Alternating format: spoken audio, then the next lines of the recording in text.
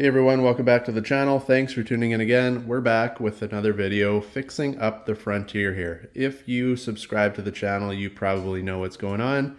If not, we took the truck off-road a few days ago, and when I got home, I noticed something knocking underneath, and the driver's side shock, I must not have tightened the nut up properly when we lifted it, basically lost the nut, the bushings fell out, and the shock was just flopping around. You can go back and check out all those videos if you want.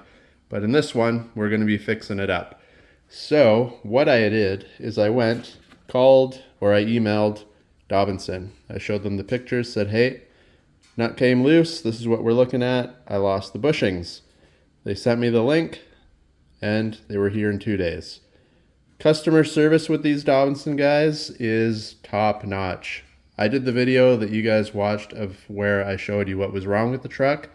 I emailed them at about 9:30 in the morning and showed them the pictures. By about 10:30, I had an email back.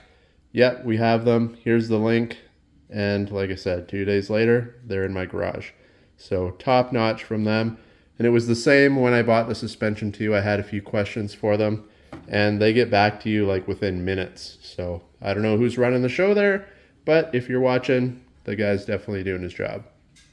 Now, to go with those, what I picked up, blue Loctite. I don't want this thing falling off again. Don't use the red because you don't want it to be on there like you know what. If you got to take it off, at least the blue Loctite you can get loose. Red, you're going to have a lot more issues. So it'll be better than nothing. But again, if you got to get the shock off for whatever the case may be, you can still break the blue Loctite without really damaging too much. And then we got some grease, just all-purpose synthetic grease. It works for everything, pretty much good for anything you're going to do on your cars. And then I picked up a little washer because not very many of you picked it up, but when I did my little Mickey Mouse fix that you'll see under there in a minute, on the end of this thing, there's supposed to be a washer. I just put the nut, but when I was fixing it up, I didn't have these washers. So I picked up one from Home Depot. Not exactly what's supposed to be on there, but it'll work for our case. So we'll get under the truck. We'll take apart what I was doing before. We'll get the right parts in place, and then she should be all back up and running, good as new. All right, so here we are under the truck. You can see what I mean. If you didn't catch the other video, the shock got a little bit beat up, but overall it's fine. Everything else is good. Didn't actually wreck it, just cosmetic damage. But what we got to do, take that nut off right there. That rubber bushing you see in there is my little fix-it, as I didn't have the right parts when it happened. But it's worked, it's held up over the last week. And like I said, we'll get this in there. Only thing, you may see the little bolt there. I actually have this backwards. That should be pointed upwards. So I'm going to spin the shock around once we get it back on. But it's as easy as just unbolting that. When I pull this back off of the stud that it's attached to, the shock may come out and I'll have to compress it again.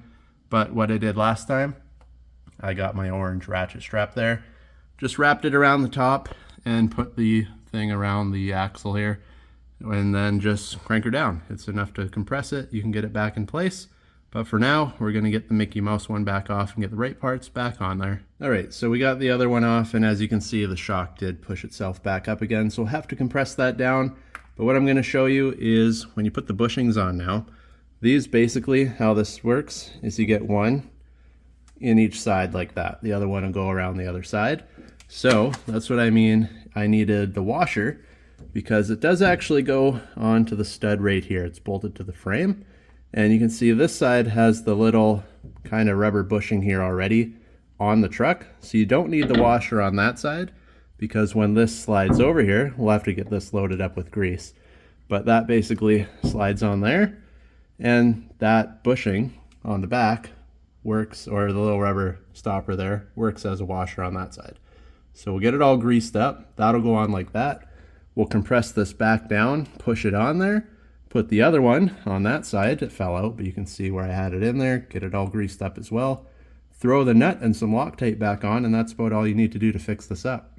All right, so we got the one bushing on. I'm gonna grease around the outside now that it's sitting on there. Just a little easier to get it on without getting grease all over my hands.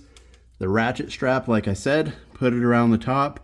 Just wrap it down around the bottom like here, crank it down a few times, and that's enough to compress the shock and you'll be able to get it on there. Once that's on, pop it off, come down, get your other one that I've got greased up ready to go right here, pop it on the outside. We're gonna grab our washer. Now, grease this up again. Like I said, this isn't the right one, but it'll do.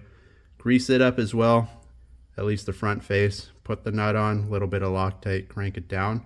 That's all that she needs. All right, so there you go. That's all that it takes. Got it on there, nuts back on. Now you can see why I said you need the washer on one side, because on that side, it automatically does it. But this side, if you don't have that washer, it just kind of squishes into the rubber. Same idea was happening to this. Now, obviously, this was not the right part at all, but it worked to temporarily fix it while I waited for parts. And when you tighten up the nut, because this is only rubber, the nut is going to just spread open the hole and it's going to go deeper inside. You can kind of see where it's clean there. That's how far in the nut was when I tightened it down originally. So it goes inside instead of tightening properly. Where now, when you have that washer, it sucks it down and basically squishes that rubber bushing that we put in there, the proper parts, inside the top of the shock. And that's why you want to grease it all up, because now when you're bouncing around off-road, doing whatever you're doing, that can move, it can wiggle, it won't squeak, it won't have any pressure, it can do its own thing, and you don't have to worry about it breaking or binding or anything like that. So that is it for the fix. Hopefully you guys enjoyed the video. Stay tuned. We got more stuff coming for the truck, and I will get her off-road again as soon as I get a chance. And let me know if you guys want to see more off-road stuff. I can try to get it done. It's a little bit harder than obviously filming in the garage here. But when I got days off, we can always go and hit some trails, show you some of the cool spots around where I live, and just show you how the Dobinson IMS lift works on our Frontier here. So stay tuned for that. Like and subscribe. Let me know what you think about my fix. And hopefully we catch you in another video. Thanks for watching, everybody.